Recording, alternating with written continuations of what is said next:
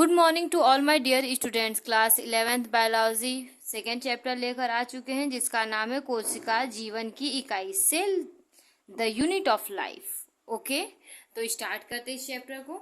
देखिए, कोशिका जंतुओं तथा पादपों की संरचनात्मक तथा क्रियात्मक इकाई है। जो कोशिका है वो जंतु, जितने भी एनिमल्स हैं और जितने प्लांट्स हैं, सबकी क्या है कि संरचनात्मक स्ट्रक्चरल और क्रियात्मक मिस फंक्शनल क्या है, यूनिट है। ओके, नेक्स्ट लाइन है, कोशिकीय संरचना का अध्ययन कोशिका विज्ञान कहलाता है। ठीक है, कोशिकीय संरचना जो होती है, ठीक है, सेल स्ट्रक्चर की जो स्टडी होती है उसे हम क्या कहते हैं, साइटोलॉजी कहते हैं। ओके, नेक्स्ट है कोशिका की खोज।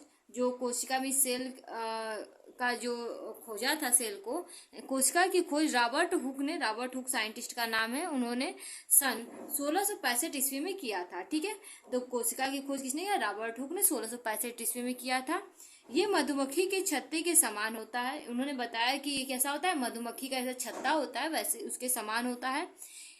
इस कार्य का प्रकाशन उन्होंने अपनी पुस्तक माइक्रोग्राफिया में किया। ये जो वर्क किए उन्होंने, तो उस वर्क का जो लिखे बुक में, तो उसका बुक का क्या नाम था, माइक्रोग्राफिया। क्वेश्चन पूछा जाता है कि कोशिका की खोज किसने की थी, किस सन में की थी, और उन्होंने किस बुक में अपने इस अध्ययन को व्यक्त किया था। ठीक है, तो आपको याद होना चाहिए माइक्रोग्राफिया। ओके, या फिर कभी कभी क्वेश्चन पूछा रॉबर्ट हुक का पुस्तक का नाम बताइए, तो माइक्रोग्राफिया। ओके, नेक्स्ट आगे बढ़ते हैं। रॉबर्ट हुक को कोशिका विज्ञान का पिता कहा जाता है। देखिए, रॉबर्ट हुक को क्या कहता है, कोशिका विज्ञान का पिता कहा जाता है। ठीक है, father of cytology is known as Robert Hooke. Okay, आगे पढ़ेंगे। सर्वप्रथम डच वैज्ञानिक एंटोनी वान लुएनहॉक ने सन 1667 एवं 1654 में अपनी अनेक जीवित कोशिका को खोज दिया था। ठीक है, कोशिका को देखा।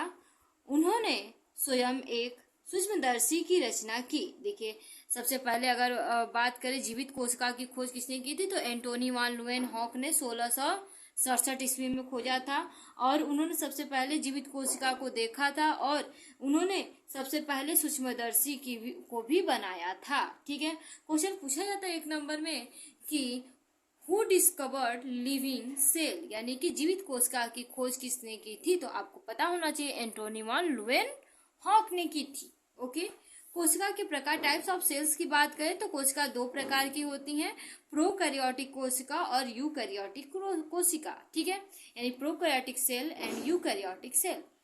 ठीक है, आगे पढ़ते हैं। तो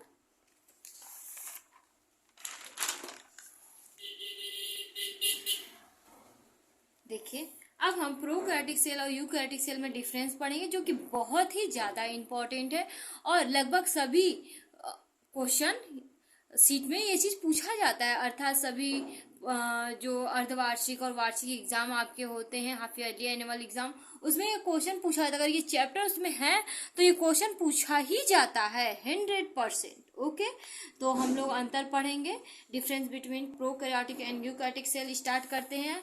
चलिए, तो सबसे पहले प्रोकैरियोटिक सेल की बात करें कोशिका की, तो उसमें कोशिका भित्ति क्या होती है, पतली होती है, जबकि यूकैरियोटिक में यह सुदृढ़ होती है, जो सेलुलोज तथा पैक्टिन की बनी होती है। जो यूकैरियोटिक कोशिका होती है उसमें क्या होती है कि कोशिका भित्ति सुदृढ़ होती है, और इसके साथ ही सेलुलोज और पैक्टिन की बनी हुई होती है। उसके साथ ही अगर हम बात करें प्रोकैरियोटिक कोशिका की, तो उसमें माइटोकॉन्ड्रिया अब्सेंट होता है, यानी अनुपस्थित होता है, जबकि यूकैरियोटिक कोशिका में माइटोकॉन्ड्रिया क्या होता है, प्रेजेंट होता है, इट मीन्स उपस्थित होता है। राइबोसोम्स की बात करें तो राइबोसोम्स प्रोकैरियोटिक में 70s प्रकार के पाए जाते हैं, जबकि यूकैरियोटिक में 80s प्रकार के राइबोसोम्स पाए जाते हैं। इसके साथ ही अंतःप्रद्रवी जालिका की बात करें, यानी इंडोप्लाज्मिक रेटिकुलम की, तो प्रोकैरियोटिक में एब्सेंट होते हैं, मीन्स अनुपस्थित होते हैं, जबकि यूकैरियोटिक में प्रेजेंट होते, इट मीन्स उपस्थित होते हैं। इसके साथ ही गाल्जी काय की बात करें तो गाल्जी काय भी प्रोकैरियोटिक में नहीं पाया जाता है, इसका मतलब कि अनुपस्थित होता है, और यूकैरियोटिक में उपस्थित होता है। लाइसोसोम्स की बात करें तो ये भी अनुपस्थित होता है प्रोकैरियोटिक में, और यूकैरियोटिक में उपस्थित होता है। डीएनए पदार्थ अनुवांशिक पदार्थ की बात करें तो अनुवांशिक जो पदार्थ होता है वो प्रोकैरियोटिक में डीएनए या आरएनए दोनों में से कोई एक हो सकता है, ठीक है। लेकिन यूकैरियोटिक की बात करें तो इसमें ओनली डीएनए ही अनुवांशिक पदार्थ होता है, ठीक है। डीएनए का फुल फॉर्म जैसे आप लोगों को पता होगा डीऑक्सीराइबोन्यूक्लिक एसिड होता है, और आरएनए का भी पता होगा राइबोन्यूक्लिक एसिड होता है, ठीक है। अब हम डीएनए की बात करें तो डीएनए किस प्रकार का प्रोकैरियोटिक में पाया जाता है, देखिए केवल एक द्विकुंडली वलयाकार डीएनए पाया जाता है जिसमें हिस्टोन प्रोटीन अनुपस्थित होता है। देखिए जो प्रोकैरियोटिक होते हैं उसमें क्या होते हैं कि सिंगल हेलिकल डीएनए पाए जाते हैं और इसमें क्या होता है हिस्टोन प्रोटीन एब्सेंट होता है, जबकि यूकैरियोटिक जो सेल होते हैं इसमें क्या होता है, इसमें बहुत से डीएनए अणु पाए जाते हैं, ढेर सारे इसमें डीएनए के पार्टिकल्स पाए जाते हैं और इसमें हिस्टोन प्रोटीन क्या होता है उसमें उपस्थित होता है। इसके साथ ही गुणसूत्र की बात करें तो प्रोकैरियोटिक जो कोशिकाएं होते हैं इसमें केवल एकल या नग्न डीएनए के रूप में होते हैं। गुणसूत्र क्या होते हैं, एकल मीन्स एकल रहेंगे, ठीक है, या फिर नग्न डीएनए पाए जाते हैं। इसके साथ ही यूकैरियोटिक की बात करें तो इसमें क्या होता है एक से अधिक गुणसूत्र होते हैं जो डीएनए व प्रोटीन के बने होते हैं। देखिए इसमें एक से अधिक क्या होते हैं गुणसूत्र होते हैं, ढेर सारे गुणसूत्र होते हैं और जो किसके बनते हैं डीएनए और प्रोटीन के बने हुए होते हैं। प्रकाश संश्लेषण की बात करें तो प्रोकैरियोटिक में थैलेकोइड में होता है प्रकाश संश्लेषण, जबकि यूकैरियोटिक जो कोशिका होते हैं उसमें विकसित हरित लवक में फोटोसिंथेसिस प्रोसेस होता है, ठीक है। आपको ढेर सारा अंतर बता रहे हैं, 15 पूरे डिफरेंस है, इसमें आप 10 भी याद कर लो तो बहुत होते हैं, ठीक है। तो नेक्स्ट पॉइंट 11th वाला देखते हैं, श्वसन तंत्र के बारे में है। इसमें देखिए श्वसन प्लाज्मा झिल्ली द्वारा होता है। देखिए जो प्रोकैरियोटिक होते हैं उनमें श्वसन किसके द्वारा होता है, प्लाज्मा झिल्ली के द्वारा होता है, जबकि यूकैरियोटिक में श्वसन माइटोकॉन्ड्रिया में होता है, ओके। अगर हम कशाभिका की बात कर रहे हैं तो प्रोकैरियोटिक में इसकी कशाभिका में केवल एक तंतु उपस्थित होता है। कशाभिका में केवल क्या होता है एक ही तंतु पाया जाता है, जबकि यूकैरियोटिक की बात करें तो इसकी कशाभिका में 2 केंद्रीय यानी 2 ठो केंद्र में और 9 दोहरी परिधि तंतु उपस्थित होते हैं और 9 ठो क्या होते हैं उसके साइड में परिधि पर क्या होते हैं प्रेजेंट होते हैं, ठीक है। अगर हम कोशिका विभाजन की बात करें तो असूत्री कोशिका विभाजन होता है। जो प्रोकैरियोटिक होता है उसमें क्या होता है असूत्री कोशिका विभाजन होता है, जबकि यूकैरियोटिक में समसूत्री या अर्धसूत्री कोशिका विभाजन होता है। मीन्स जो यूकैरियोटिक होते हैं मियोसिस होगा या मिटोसिस होता है। केंद्रिका की बात करें तो केंद्रिका प्रोकैरियोटिक में एब्सेंट होता है, जबकि यूकैरियोटिक में केंद्रिका क्या होती है प्रेजेंट होती है। न्यूक्लियोलस की बात करें तो न्यूक्लियोलस भी प्रोकैरियोटिक में एब्सेंट होता है और यूकैरियोटिक में प्रेजेंट होता है। इसके साथ ही अगर हम एग्जाम्पल लास्ट पॉइंट देख लें तो एग्जाम्पल जो होता है प्रोकैरियोटिक का वो क्या है, जीवाणु, विषाणु, कोशिका, नीलहरी, शैवाल आदि इसके क्या है एग्जाम्पल हैं। इसके साथ ही यूकैरियोटिक की बात करें तो इसमें जितने भी प्लांट्स मीन्स पादप कोशिका और जंतु कोशिका जितने भी इस पूरे यूनिवर्स में है वो सभी क्या है इसके एग्जाम्पल हैं, ठीक है। तो ये प्रोकैरियोटिक यूकैरियोटिक में डिफरेंस आप जरूर याद करिएगा, बहुत ही इंपॉर्टेंट टॉपिक है। इसके बाद हम आप लोगों को पढ़ाने जा रहे हैं पादप तथा जंतु कोशिका में अंतर, difference between plants and animal cell, okay. तो ये भी इम्पॉर्टेंट है, पूछा जाता है, ठीक है। तो इसको हम लोग पढ़ेंगे, बहुत ही छोटे में 6 पॉइंट बताए हैं जिसमें से कि आप 5 पॉइंट याद कर लेंगे तो बहुत अच्छे से आप एग्जाम में इसको लिख सकते हैं। जिसमें सबसे पहला अगर हम बात करें कोशिका भित्ति की तो प्लांट्स जो सेल होती है उसमें कोशिका भित्ति सेलुलोज या कार्बोहाइड्रेट की बनी हुई होती है, जबकि जंतु कोशिका में कोशिका भित्ति क्या होती है अनुपस्थित होती है। अगर हरित लवक की बात कर रहे हैं तो प्लांट्स में क्या हो गए हरित लवक पाया जाएगा, जबकि जंतु कोशिका में हरित लवक नहीं पाया जाता है।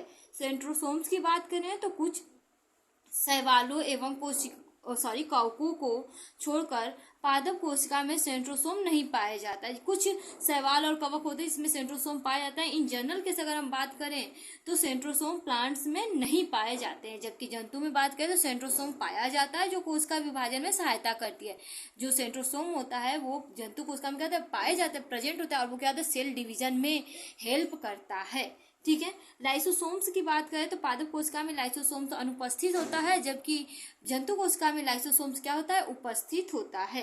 रिक्तिका की मिसरैक्योल्स की बात करें तो पादप कोशिका में रिक्तिका क्या होती है, बड़ी होती है, ठीक है, बड़ी होती है। जबकि जंतु कोशिका में बात करें तो जंतु कोशिका में छोटी छोटी रिक्तिकाएं होती है या अनुपस्थित होती है, बहुत छोटी छोटी रिक्तिकाएं पाई जाती हैं, ठीक है।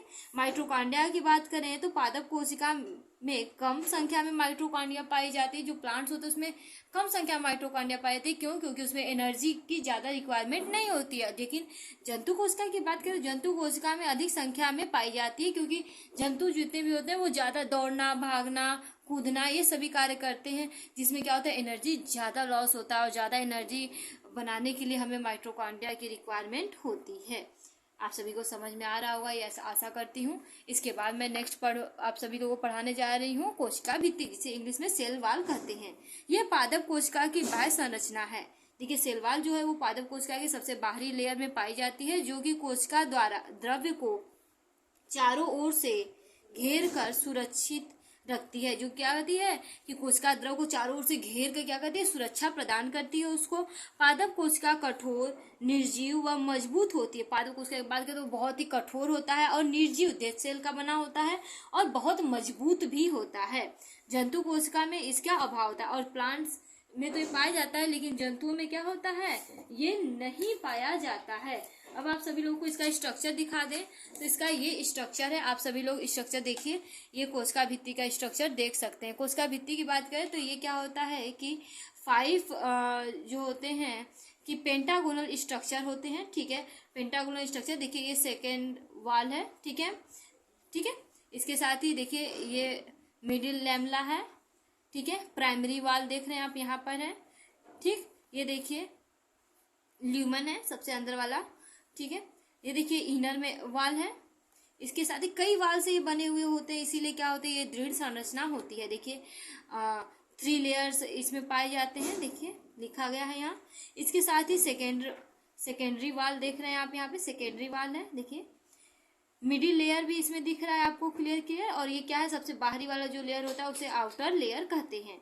आप सभी को देखिए चित्र बहुत ही अच्छे समझ में आ रहा होगा, ऐसा आशा करती हूँ। अब हम नेक्स्ट पढ़ेंगे, देखिए अब हम लोग पढ़ेंगे ये जो मिडिल लैमेला है, इसके बारे में देखिए हम लोग स्टडी करने जा रहे हैं। देखिए मध्य पटेलिका, जिसको हिंदी में हम लोग कहते हैं, ठीक है।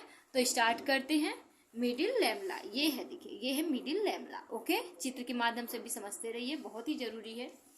तो ये समीपस्थ कोशिका के मध्य पाए जाने वाली भित्ति होती है। ये समीपस्थ जो सबसे पास वाली कोशिका है उसके पास पाए जाने वाली क्या होती है, कोशिका भित्ति होती है, जो कोशिका को आपस में जोड़ने का कार्य करती है। जो देखिए ये कोशिका होगा, ये कोशिका, सबको क्या है, आपस में जोड़ रही है, जोड़ने का क्या करती है, कार्य करती है। ये कैल्शियम, मैग्नीशियम, ठीक है, पेप्टिड की बनी हुई होती है। ये कैल्शियम, मैग्नीशियम और पेप्टिडोग्लाइकेन या फिर ऐसे सभी चीजों से मिलकर क्या होता है, बना हुआ होता है। नेक्स्ट हम पढ़ेंगे अब प्राइमरी सेल वॉल की, ठीक है, यानी प्राथमिक कोशिका भित्ति की, ठीक है। तो प्राइमरी सेल वॉल देखिए आप यहाँ पे देख सकते हैं, ये है ना, दिख रहा है आप सभी को, देखिए। तो अब हम पढ़ेंगे रासायनिक संरचना की दृष्टि से ये पेक्टेड, देखिए पेक्टेड, पेप्टिडोग्लाइकेन या पेप्टेड आप बोल सकते हैं। फिर हेमीसेलुलोज एवं पॉलीसेक्राइड, ठीक है, पॉलीसेक्राइड की बनी हुई होती है, ठीक है। ये किसकी बनी हुई थी, संरचना के आधार पर देखें तो पेप्टेड, हेमीसेलुलोज और पॉलीसेक्राइड की बनी हुई होती है। इसके साथ ये अपेक्षाकृत पतली लचीली होती है। देखिए इसकी अपेक्षाकृत क्या है, ये पतली आपको दिख भी रही होगी, एकदम क्लियर पतली और लचीली होती है थोड़ी सी। इसके बाद हम बात करेंगे द्वितीय कोशिका भित्ति की, ठीक है, सेकेंडरी सेल वॉल की। देखिए सेकेंडरी सेल वॉल आप देख रहे हैं, ठीक है। तो सेकेंडरी सेल वॉल यहाँ भी दिख रहा है आपको, सेकेंडरी सेल वॉल। तो स्टार्ट करते हैं। कोशिका भित्ति में उपस्थित द्वितीय झिल्ली की मोटाई प्रायः 5 से 10 मिलीमीटर तक होता है। देखिए कोशिका भित्ति में जो उपस्थित द्वितीय भित्ति होती है उसकी मोटाई कितनी होती है, 5 से 10 मिलीमीटर तक होती है।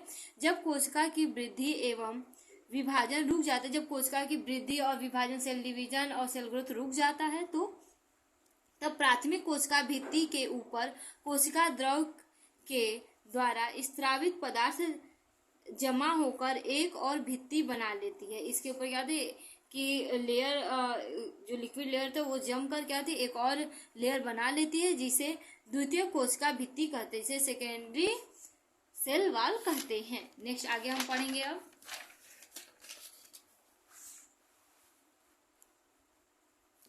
तृतीय कोशिका भित्ति। तृतीय कोशिका भित्ति की बात करें तो इसे हम क्या कहते हैं इंग्लिश में, टर्सरी सेल वॉल। ठीक है, इसमें भी देखिए ये लिखा होगा ना, देखिए टर्सरी सेल वॉल भी हम बोल सकते हैं इसको हम देखिए थर्ड लेयर भी बोल सकते हैं, कोई ज्यादा डिफरेंस नहीं है। ठीक है, तो स्टार्ट करते हैं। देखिए ये समांतर सेलुलोज, हेमी सेलुलोज या फिर जाइलेन आदि की बनी हुई होती है। किसकी बनी है, सेलुलोज, हेमी सेलुलोज और जाइलेन की क्या होती है, बनी हुई होती है। कोशिका भित्ति की अगर हम बात करें फंक्शन ऑफ सेल वॉल की, तो कोशिका भित्ति कोशिका को एक निश्चित आकार तथा दृढ़ता प्रदान करती है। कोशिका भित्ति क्या करती है, कोशिका को एक निश्चित शेप प्रदान करती है और दृढ़ता प्रदान करने का कार्य करती है। इसके साथ ही ये कोशिका बाह्य कंकाल की भूमिका निभाती है। बाह्य कंकाल की भूमिका भी ये कोशिका क्या करती है, निभाती है। और परासरण क्रिया में सहायक होती है, और परासरण जो क्रिया होती है उसमें भी क्या करती है, सहायता प्रदान करती है। नेक्स्ट पढ़ेंगे हम प्लाज्मा कला की। ठीक है, जिसे हम बोलते हैं plasma membrane. Okay, plasma membrane next topic है बेटा। तो प्लाज्मा मेम्ब्रेन का भी आप लोग को हम स्ट्रक्चर भी दिखाएंगे। तो प्लाज्मा मेम्ब्रेन बाद प्रत्येक पादप कोशिका में कोशिका भित्ति के नीचे एक पतली लचीली अर्धपारगम्य कला होती है। देखिए जो प्रत्येक कोशिका भित्ति होती है या प्लांट सेल होता है, उसके अंदर क्या होती है, सेल वॉल पाई जाती है। सेल वॉल के अंदर क्या होती है, पतली लचीली अर्धपारगम्य झिल्ली पाई जाती है। इसे क्या कहते हैं, प्लाज्मा झिल्ली कहते हैं। देखिए इसे कोशिका कला या प्लाज्मा कला कहते हैं। ठीक है, इसमें तरल मोज़ेक मॉडल बहुत ही इंपॉर्टेंट मॉडल होता है, और ये पूछा जाता है कि तरल मोज़ेक मॉडल किसे कहते हैं, इसे किसने दिया था। तो देखिए सिंगर तथा निकोलसन के तरल मोज़ेक मॉडल के अनुसार, देखिए सिंगर और निकोलसन नाम के साइंटिस्ट थे, उन्होंने तरल मोज़ेक मॉडल दिया था। उनके अनुसार प्लाज्मा झिल्ली द्विआण्विक लिपिड की परत से बनी होती है। देखिए डबल मेम्ब्रेन से बना होता है, द्विआण्विक परत की। देखिए ये मेम्ब्रेन है। देखिए ये इनके अनुसार जो सिंगर और निकोलसन थे उनके कहते हैं कि ये देखिए ऊपर और नीचे दोनों तरफ से क्या होती है, एक मेम्ब्रेन से क्या होती है, बनी हुई होती है। देखिए द्विआण्विक लिपिड के परत से क्या बनी हुई, देखिए द्विआण्विक परत है, ऊपर भी है और नीचे भी है। ठीक है, इसके साथ ही प्रत्येक लिपिड परत फास्फोग्लिसरॉल्डिहाइड अणु का बना होता है। जो प्रत्येक लिपिड होता है किसका बना होगा, फास्फोग्लिसरॉल्डिहाइड का बना हुआ होगा। लिपिड स्तर के बाहर प्रोटीन एवं कुछ प्रोटीन धसे हुए होते। इसके बाहर देखेंगे तो कुछ प्रोटीन क्या होंगे, धसे हुए दिखाई देते हैं। ठीक है, देखिए यहाँ पर लिखा है एक्सट्रिंसिक प्रोटीन, ये धसे हुए प्रोटीन क्या है आपको दिखाई देंगे। ठीक है, यहाँ पे भी देखिए इंट्रिंसिक प्रोटीन। ठीक है, धसे हुए प्रोटीन आप सभी को ये दिख रहे हैं। और ये क्या होता है, देखिए हाइड्रोफिलिक हेड है। ठीक है, इसके साथ ही देखिए लिपिड मॉलिक्यूल्स हैं, लिपिड मॉलिक्यूल्स ढेर सारे हैं। ठीक है, हाइड्रोफोबिक टेल्स हैं। देखिए ये हाइड्रोफोबिक टेल्स अंदर की ओर होते हैं। ठीक है, ये आपको स्ट्रक्चर दिख रहा होगा, बहुत ही इंपॉर्टेंट स्ट्रक्चर है, इसको जरूर बनाइएगा। जब भी आप ये तरल मोज़ेक मॉडल दिखाएंगे या लिखेंगे तो ये स्ट्रक्चर अगर आप बनाते हैं तो 75% मार्क्स ऑटोमेटिक आपको मिल जाते हैं। क्योंकि बायोलॉजी में मार्क्स गेन करने का सबसे अच्छा ट्रिक होता है कि आप फिगर बहुत अच्छा बनाए, चित्र बहुत अच्छा बनाए, उसका नेमिंग अच्छे से साफ सफाई से करें। ठीक है, नेक्स्ट हम पढ़ेंगे कार्य। देखिए पदार्थ के आवागमन का नियंत्रण, ये क्या करता है, प्लाज्मा कला पदार्थ के आवागमन का नियंत्रण करता है। इसके बाद आकृति सुरक्षा, आकृति उसका मेंटेन रखता है और सुरक्षा भी उसे प्रदान करता है। आसपास के कोशिकाओं से संपर्क बनाए रखने का कार्य करता है। ठीक है, इसके साथ हम लोग नेक्स्ट पढ़ेंगे कोशिका द्रव में पाए जाने वाले अंगक के बारे में। ठीक है, तो कोशिका के अंदर बहुत सारे अंगक पाए जाते हैं, जिसमें हम सबसे पहले पढ़ेंगे अंतःप्रद्रवी जालिका। ओके, देखिए इसका वर्णन के.आर.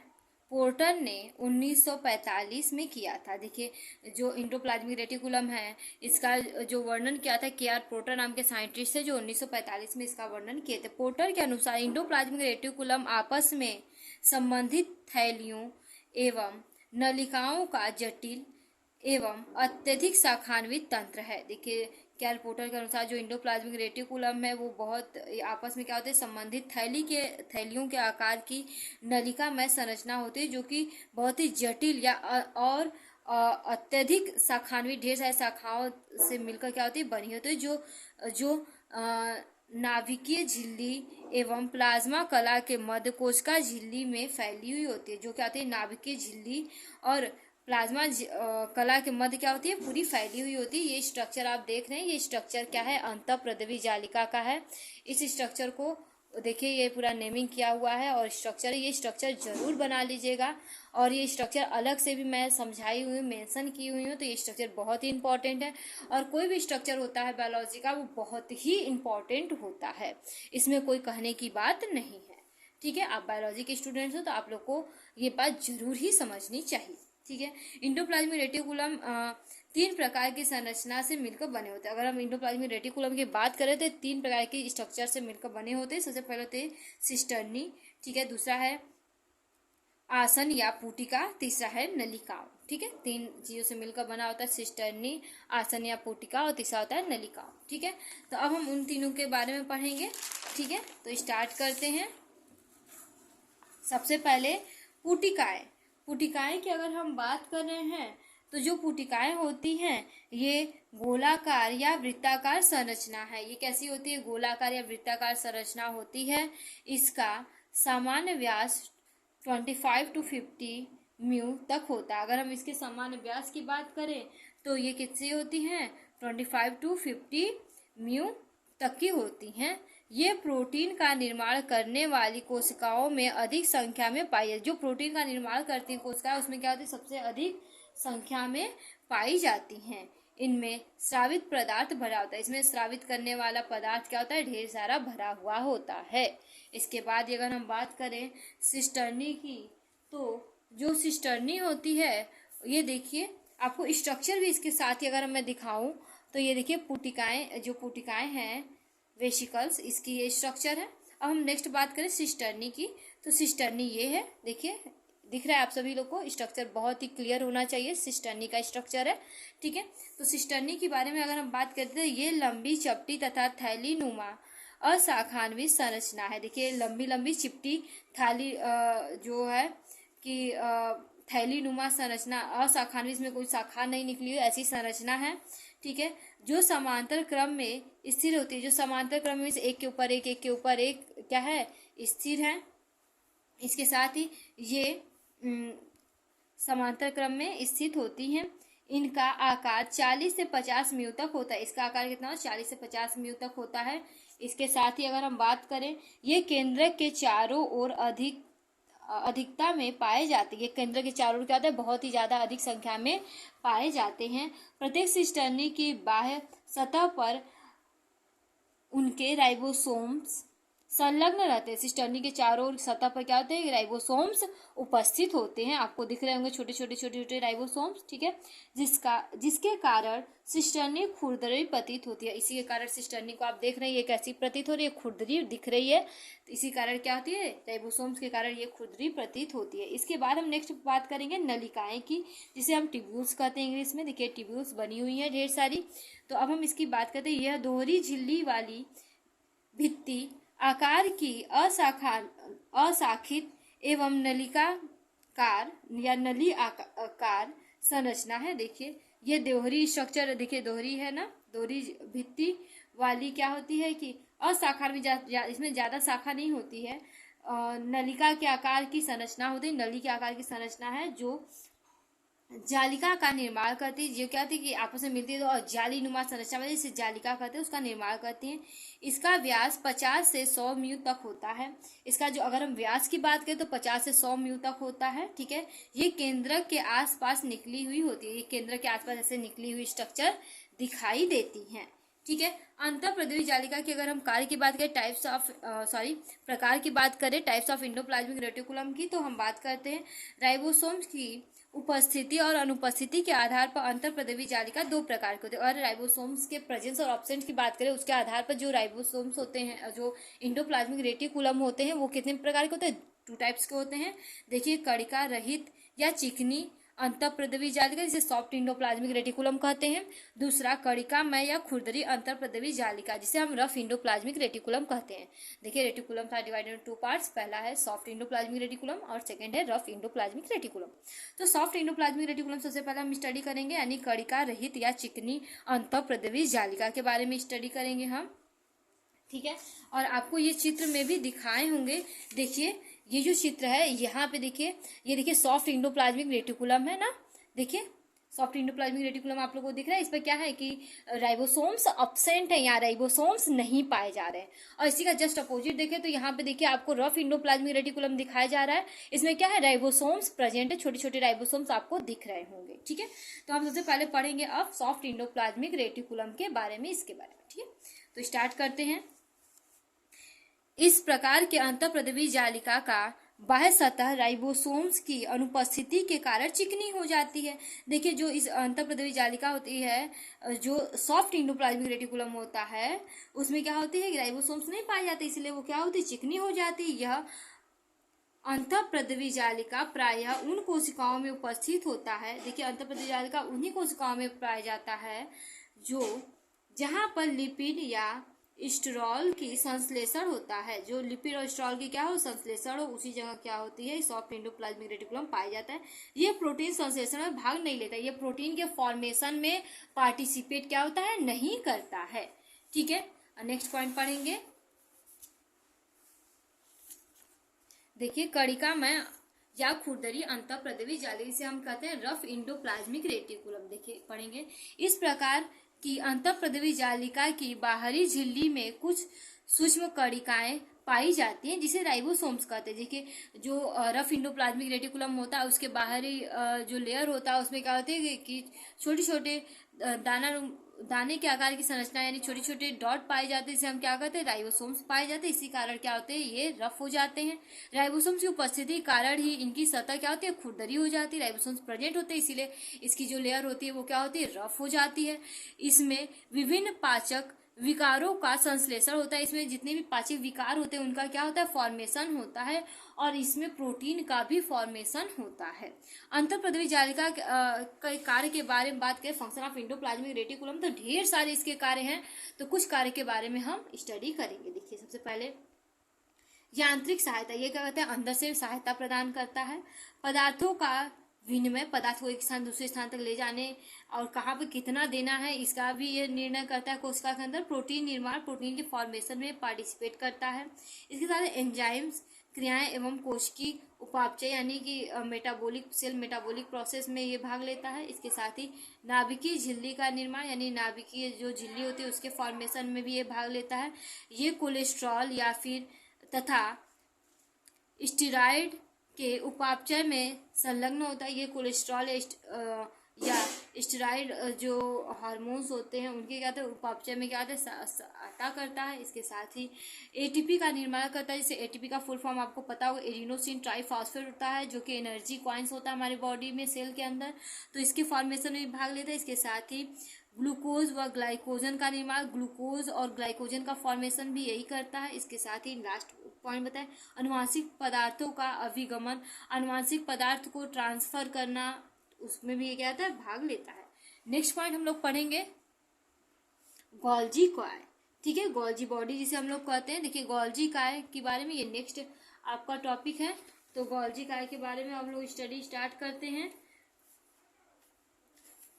देखिए गोल्जी काय के बारे में बात करते हैं। तो गोल्जी काय समित लाल रुधिर कणिका को छोड़कर सभी यूकेरियोटिक कोशिकाओं में यह अंतःप्रद्रवी जालिका के जालिका से कोशिकांग है, ठीक है। देखिए सभी जो लाल रुधिर कणिका जो होती है उसको छोड़कर अगर हम जितने भी यूकेरियोटिक कोशिका की अगर हम बात कर रहे हैं तो उसमें क्या होती है कि ये जाली अंतःप्रद्रवी जालिका के ठीक बाहर वाली कोशिकांग पाई जाती है। गोल्जी काय की उत्पत्ति अंतःप्रद्रवी जालिका से हुई है। गोल्जी काय की जो उत्पत्ति हुई है वो अंतःप्रद्रवी जालिका से ही हुई है, ठीक है। ये जीवों की कोशिकाओं में अंतःप्रद्रवी जालिका से संलग्न थैलीनुमा संरचनाएं हैं। ये देखिए जो कोशिका होती है उसे इंडोप्लाज्मिक रेटिकुलम से जुड़ी हुई ये क्या होती है, थैलीनुमा संरचना होती है जो समूहों में पाई जाती है। ये क्या होती है, एक ग्रुप में पाया जाता है। इसके साथ ही जो गोल्जी काय कहलाता है ग्रुप में पाया जाता है, और ये क्या कहता है, गोल्जी काय कहलाता है। इसमें एक प्रकार का द्रव्य भरा हुआ होता है, इसमें एक प्रकार का होता है लिक्विड भरा हुआ होता है। ठीक है, देखिए गाल्जी काय को सर्वप्रथम जॉर्ज ने खोजा, किंतु कैमिलो गोल्जी ने सब इसका या फिर सबका विस्तृत अध्ययन बिल्ली की तंत्रिका कोशिका में किया। ठीक है, सबसे पहले इसको खोजे थे जॉर्ज नाम के साइंटिस्ट है, लेकिन कैमिलो गोल्जी जो थे उन्होंने इसका विस्तृत वर्णन किया था किसके, बिल्ली की तंत्रिका कोशिका के अंदर। ओके, देखिए अगर हम स्ट्रक्चर की बात करें तो ये गोल्जी बॉडी की स्ट्रक्चर है। देखिए आप सभी को समझ में भी आ रहा होगा, बहुत ही इंपॉर्टेंट स्ट्रक्चर है, जिसके वैक्यूल्स हैं ये। इसके साथ ही ट्रांजिटिव वेसिकल्स हैं ये, और इसके साथ आपको बहुत सारे देखिए गोल्जी, देखिए ये लिखा है गोल्जी गॉड, देखिए सबस्टेंस है, तो ये सभी बहुत ही इंपॉर्टेंट है, इसको आप ध्यान से देखेंगे। ये गोल्जी बॉडी का स्ट्रक्चर है। इसके साथ आगे हम लोग पढ़ते हैं। देखिए इसे कोशिका का traffic police in the cell भी कहा जाता है। देखिए पूछा जाता है कि traffic police of the cell किसे कहा जाता है, तो ये किसे कहता है, गोल्जी बॉडी को कहा जाता है, क्योंकि यह कोशिकीय प्रोटीन एवं झिल्ली के विभिन्न घटकों को विभेदित करने का कार्य करता है। देखिए कोशिका के अंदर जितनी भी प्रोटीन होती है और झिल्ली होती है उसको क्या कहते हैं, विभेदित करने का कार्य भी करता है। गोल्जी काय की संरचना की बात करें, स्ट्रक्चर ऑफ गोल्जी काय की बात करें अगर हम, तो डाल्टन एवं फैलिस के अनुसार गोल्जी काय 3 झिल्लियों युक्त संरचना द्वारा निर्मित होती है। गोल्जी काय की बात करें 3 लेयर से मिलकर बनी हुई होती हैं। देखिए पहला है सिस्टर्नी, ठीक है, दूसरा है पुटिका और तीसरा है नलिका। ये चित्र इसका भी बनाया गया है, ये चित्र बनाकर रखे हैं पहले से ही कि आपको समझ में आ जाए। देखिए पहला आपको हमने यहाँ दिखा है सिस्टर्नी, देखिए सिस्टर्नी है, ठीक है। इसके बाद ही अगर हम बात करें पुटिकाएं, ये है पुटिकाएं, और नेक्स्ट अगर हम बात करें नलिकाएं तो इसमें नलिका नुमा संरचना भी है जिसे हम नलिकाएं कहते हैं, ठीक है। इसके साथ ही सिस्टर्नी की बात करें तो ये पतली समयांतरातर क्रम में व्यवस्थित लंबी नलिका है। ये पतली कुछ समय के बाद अंतराल पर उपस्थित एक पतली नलिका होती है जो कि गोल्जी काय में क्रियात्मक इकाई कहलाती है। जो कि गोल्जी काय क्या होती है, क्रियात्मक इकाई होती है, इसी से ये क्रिया करती है। ये लंबे नलिकाकार समांतर रचना होती है, ये लंबी लंबी नलिकाकार की समांतर रचना होती है। इसके किनारे पर मुड़ने से प्लेटनुमा आकृति होती है। देखिए किनारे पर ये मुड़ जाती है, इसी से क्या होता है, प्लेटनुमा आकृति बनती है। इसकी प्रत्येक झिल्ली की मोटाई 60 एंगस्ट्रॉम होती है। प्रत्येक झिल्ली की अगर हम मोटाई की बात करें तो इसकी प्रत्येक झिल्ली की मोटाई कितनी होती है, 60 एंगस्ट्रॉम होती है। देखिए पुटिकाओं की बात करें तो पुटिका गाल्जी काय का सिस्टर्नी की परिधि पर स्थित छोटी छोटी बूंद सदृश थैलियाँ होती हैं। पुटिकाएं जो होती हैं कि गाल्जी जो काय होता है उसके सिस्टर्नी के परिधि पे क्या होती है, छोटी छोटी बूंद के आकार की संरचना होती है, जिसे हम क्या कहते हैं, पुटिकाएं कहते हैं। नेक्स्ट हम नलिकाएं के बारे में बात करेंगे। तो नलिकाएं जो होती हैं ये छोटी शाखान्वित आपस में जुड़ी हुई खोखली तंतुमय संरचना है। अगर हम नलिका की बात करें तो ये क्या होती है, छोटी छोटी होती है, शाखान्वित होती हैं, आपस में क्या होती है, जुड़ी हुई खोखली संरचना होती हैं, ठीक है, जो सिस्टर्नी के किनारे पर परिपक्व फेस की ओर विकसित होती हैं। ये सिस्टर्नी किनारे पर परिपक्व मैच्योर फेस के पास क्या होती हैं, विकसित होती हैं। ये जटिल जाल बनाती है, ये कहती है एक कॉम्प्लेक्स जाल की संरचना बनाती है। ये नलिका 30 से 45 नैनोमीटर व्यास की होती हैं। ये 30 to 45 नैनोमीटर व्यास की ये नलिकाएं होती हैं। ये विशेष रूप से उत्सर्जी पदार्थ को बाहर निकालने में प्रयुक्त होती है। ये विशेष रूप से जो उत्सर्जी पदार्थ है गोल्जी काय का उसको बाहर निकालने का कार्य करती हैं। नेक्स्ट आगे हम पढ़ेंगे गोल्जी काय का कार्य, फंक्शन ऑफ गोल्जी बॉडी। देखिए गोल्जी बॉडी का होता है ग्लाइको शीलीकरण करता है, ग्लाइकोसिलीकरण करने का कार्य करता है, ये ग्लूकोज को ग्लाइकोजन में चेंज करने का कार्य करता है। इसके बाद ही सेकेंड पॉइंट है स्त्रावण, जो भी सिक्रीशन है इसका सिक्रीट करने का कार्य करता है, सिक्रेटरी ऑर्गन है ये।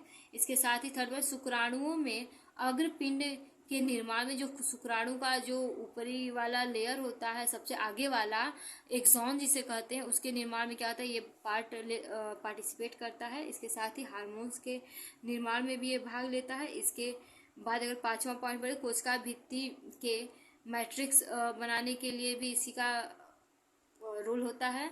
छठा पॉइंट पढ़े तो पीतक का निर्माण, जो पीतक का निर्माण होता है उसका में भी ये पार्टिसिपेट करता है। लिपिड संवहन, लिपिड का संवहन करता है। इसके साथ ही लाइसोसोम का निर्माण भी करता है। कौन? Golgi body. ठीक है, नेक्स्ट पॉइंट हम लोग पढ़ेंगे राइबोसोम्स। राइबोसोम्स गोलाकार कणिकामय झिल्ली रहित राइबोन्यूक्लियो प्रोटीन से बनी या बना सबसे छोटी तथा अत्यधिक मात्रा में पाए जाने वाली कोशिकाएं। जो राइबोसोम्स होता है, ये देखिए इसका आकार जो होता है गोलाकार होता है और कणिकामय होती है, झिल्ली रहित, इसमें कोई भी मेम्ब्रेन नहीं पाया जाता है।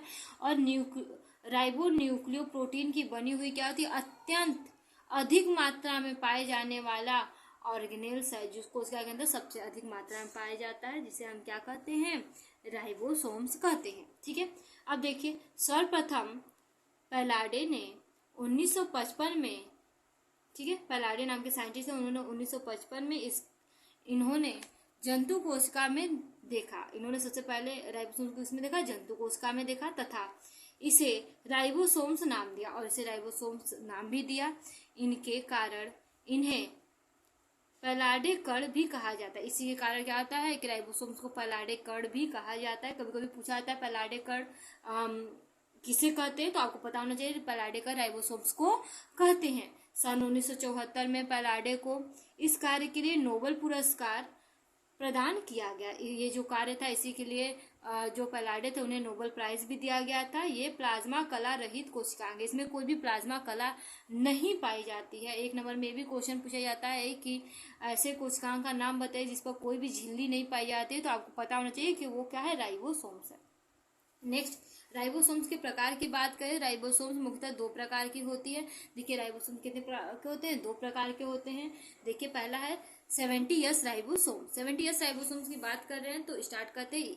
इस प्रकार के राइबोसोम प्रोकैरियोटिक जीवों जैसे जीवाणु, साइनोजीवाणु, ठीक है, यानी बैक्टीरिया, साइनोबैक्टीरिया, कुछ ऐसे कोशिकांग, ठीक है, जैसे क्लोरोप्लास्ट, माइटोकॉन्ड्रिया में पाए जाते हैं। ठीक है, माइटोकॉन्ड्रिया में पाया जाएगा, क्लोरोप्लास्ट में पाया जाएगा, बैक्टीरिया में पाया जाएगा, साइनोबैक्टीरिया में, ये सभी में पाए जाते हैं।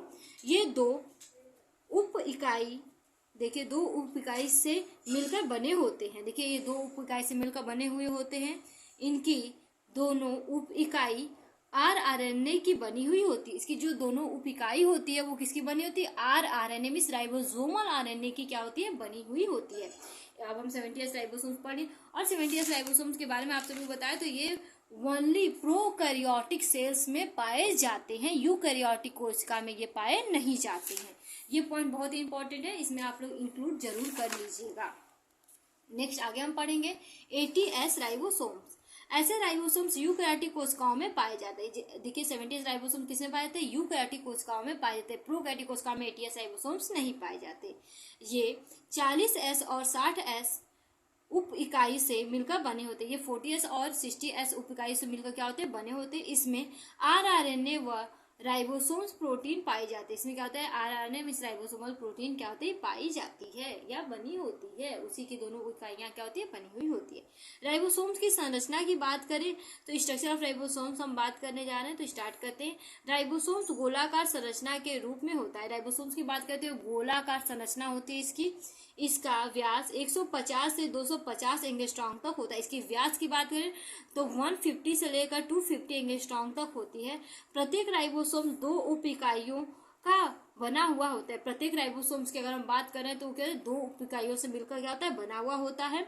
इसमें से एक उप इकाई आकार में बड़ी होती है, एक उप इकाई क्या होगी, आकार में बड़ी होगी, और दूसरी उप इकाई क्या होगी, आकार में छोटी होती है। देखिए लिखा होगा, और बड़ी होती है, और एक गुंबद के आकार की होती है, गुंबद के आकार की मीन्स गोल संरचना होती है, जबकि दूसरी उप इकाई क्या होती है, छोटी होती है, जो कि बड़ी उप इकाई के ऊपर टोपी नुमा संरचना के रूप में जुड़ी हुई होती है। एक उप इकाई है, उसी के ऊपर टोपी नुमा संरचना के आधार पर दूसरी उसके ऊपर क्या होती है, जुड़ी हुई होती है। ठीक है, 70S प्रकार के राइबोसोम्स में छोटी उप इकाई 30S एवं बड़ी उप इकाई 50S की होती है। अगर 70 राइबोसोम्स की बात करें तो उसमें जो छोटी उप इकाई होती है वो 30S की होती है और बड़ी उप इकाई जो होती है वो 50S की होती है। जबकि 80S राइबोसोम्स की बात करेंगे तो इसमें जो देखिए 80S प्रकार के राइबोसोम्स में छोटी उप इकाई, जो छोटी वाली उप इकाई होती है वो कितनी होती है, 40S होती है, तथा बड़ी वाली उप इकाई जो होती है वो 60S की होती है।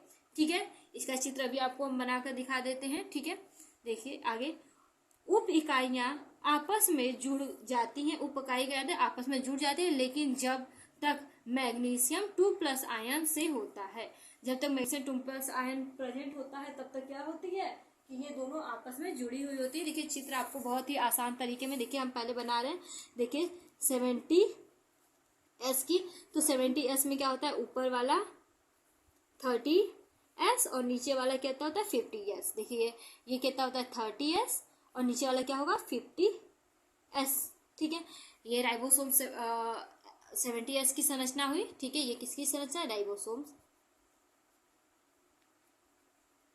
ठीक है, 70S टाइप का ऐसा होता है। और 80S का बात करें हम, 80S जो कि किस में पाया जाता है, यूकैरियोटिक में पाया जाता है। उसकी स्ट्रक्चर की बात करें तो उसमें भी ऊपर वाली छोटी और नीचे वाली बड़ी होती है। ठीक है, जो ऊपर वाली होती है वो किसी होती है 40S टाइप की होती है, जबकि नीचे वाली की बात करें तो ये कैसी होती है 60S टाइप की होती है। देखिए आपको स्ट्रक्चर समझ में आया होगा, ये राइबोसोम्स का स्ट्रक्चर, इसको जरूर बनाइएगा। ओके, राइबोसोम्स, और ये तभी तक जुड़े होते हैं जब तक इसमें मैग्नीशियम 2+ आयन प्रेजेंट होता है। इसके साथ ही राइबोसोम्स का आकार की बात करें, फंक्शन ऑफ राइबोसोम्स की, तो राइबोसोम्स के पास प्रोटीन संश्लेषण के लिए विकर या वह कारक होता है। देखिए राइबोसोम जो होता है उसमें प्रोटीन के सिंथेसिस के लिए कारक पाए जाते हैं। ठीक है, अर्थात प्रोटीन संश्लेषण में भाग लेता है। इसके साथ ही अगर हम बात करें सेकेंड पॉइंट, तो लाल रुधिराणु मीन्स रेड ब्लड कार्पस में राइबोसोम्स हीमोग्लोबिन प्रोटीन को संश्लेषित करता है। देखिए जो आरबीसी यानी रेड ब्लड कार्पस होता है उसमें राइबोसोम्स क्या होता है, हीमोग्लोबिन जो प्रोटीन होता है उसके फॉर्मेशन में सहायता करता है। नेक्स्ट पॉइंट हम लोग को पढ़ना है लाइसोसोम्स के बारे में, तो हम ये नेक्स्ट वीडियो में आप सभी को पढ़ाएंगे। तब तक के लिए थैंक यू, और आप सब आशा करते हैं आप सभी लोग को ये वीडियो अच्छी लगी होगी, समझ भी आई होगी। मन से स्टडी करिए। ओके।